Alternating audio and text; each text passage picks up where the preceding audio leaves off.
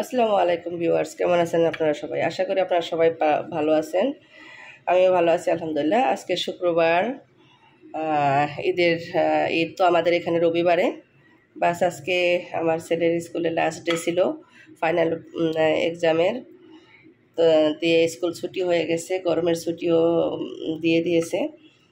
এখন স্কুলে যাওয়ার সময় বলে গেছে আম্মু আজকে বিরিয়ানি খাবো। তো আসসালামু আলাইকুম ভিউয়ার্স, কেমন আছেন আপনারা সবাই? আশা করি আপনারা সবাই ভালো আছেন। এই তো মোহাম্মদ আব্দুল্লাহ আজকে স্কুলে যাইতেছে। আজকে ফ্রাইডে, গ্রেড 4-এর লাস্ট ডে। আজকে এক্সামও, ফাইনাল এক্সামের লাস্ট এক্সাম, ম্যাথ এক্সাম না মোহাম্মদ?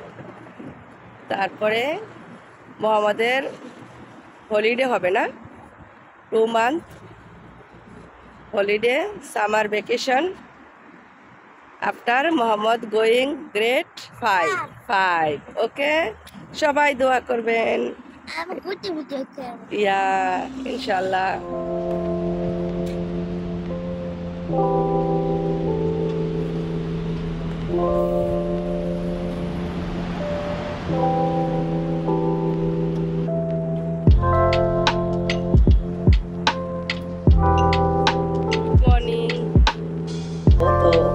সামান্য একটু বিরিয়ানি বানাইতেছি ঘরের মশলা দিয়ে। এখানে আমি মুরগির মাংসটা, 2টা মুরগির মাংস আমি রাত্রে ম্যারিনেট করে রেখেছিলাম।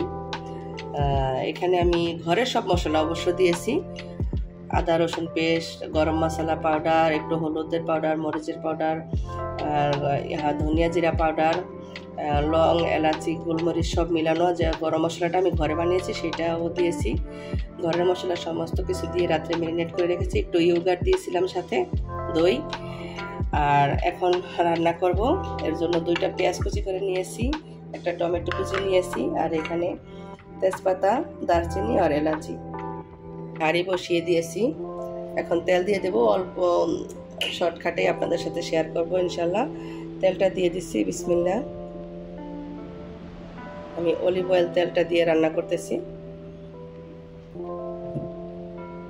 এখন পেঁয়াজ কুচিটা দিয়ে দিচ্ছি, পেঁয়াজটা ব্রাউন করে ভেজে নেব। পেঁয়াজের ভিতরে একটু লবণ দিয়ে দিচ্ছি, তাড়াতাড়ি পেঁয়াজটা নরম হয়ে যাবে তার জন্য।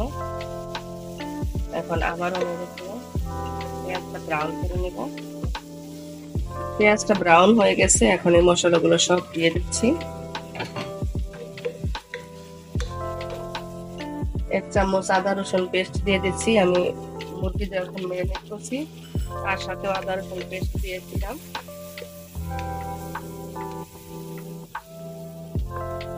টমেটো কুচিটা দিয়ে দিচ্ছি। তাড়াতাড়ি করতেছি, আজকে শুক্রবারের দিন, মসজিদে যাব নামাজ পড়ার জন্য। এখন চিকেনটা দিয়ে দেব। দেখেন কত সুন্দর হয়েছে, রাত্রে ম্যারিনেট করে রেখেছিলাম। ম্যারিনেট করার সময় অল্প একটু তেল দিয়ে দিবেন, তাহলে ম্যারিনেটটা খুব সুন্দর হয়। মশলাগুলো মুরগির গোশের সাথে একদম মিশে যায়। যে কোনো জিনিস ম্যারিনেট করার সময় একটু অয়েল দিতে হয়।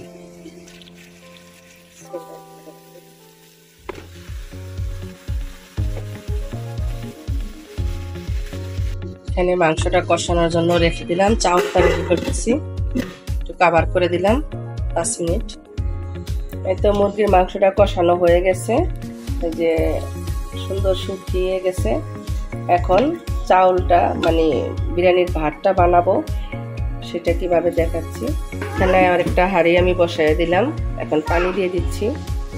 এখন পানিটা দিয়ে দিচ্ছি পরিমাণ মতন। আমি 3 গ্লাস চাউল দিচ্ছি। 3 গ্লাসে অবশ্য আমি মেপে যখন দিই তখন 6 গ্লাস পানি দিই, কিন্তু এখন 5 গ্লাস দিচ্ছি, কারণ চাউলটা আমি অনেক সময় ভিজিয়ে রেখেছিলাম।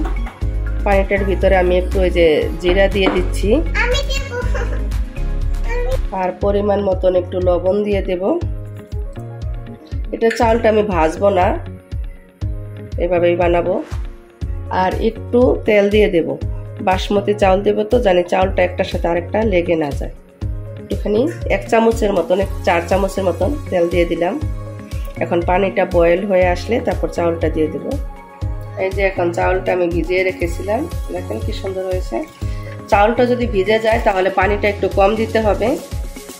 এখন পানিটা সেকে নিচ্ছি, পানিটা বলক এসে গেছে। এখন চাউলগুলো দিয়ে দিচ্ছি, বিসমিল্লাহ।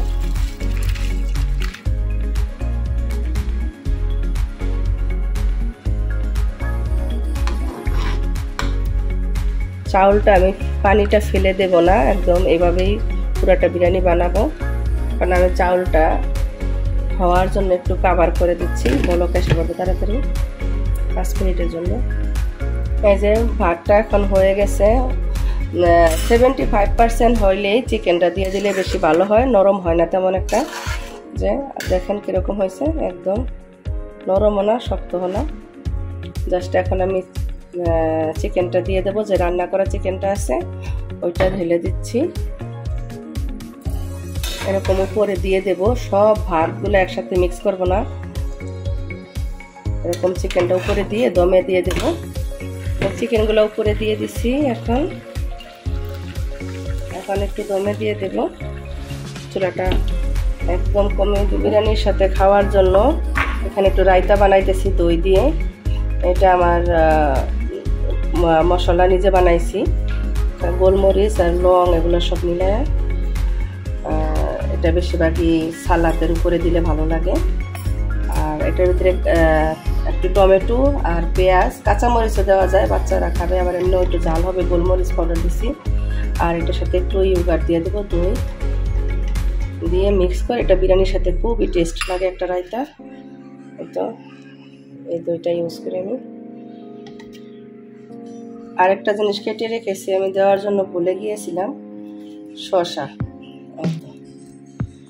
কুচি করে রেখেছি, শসাটা দিয়ে দিলাম। একটু লবণও দিয়েছি সাথে, প্লাস এটা এখন বিরিয়ানির সাথে বহুত টেস্ট হয়। এই তো দেখেন কতটা সুন্দর হয়েছে, একদম ঝরঝরা।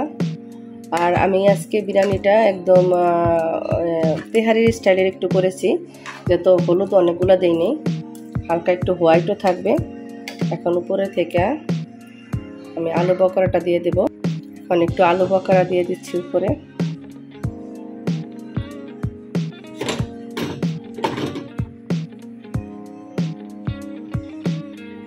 এখন আরেকটা জিনিস দিয়ে দেব, এটা বিরিয়ানিতে দিলে অনেক সুন্দর একটা ঘ্রাণ আসে। এটা অল্প একটু দিতে হয়, 3-4 ফোঁটা, সেটাই আমি এখন দিয়ে দেব।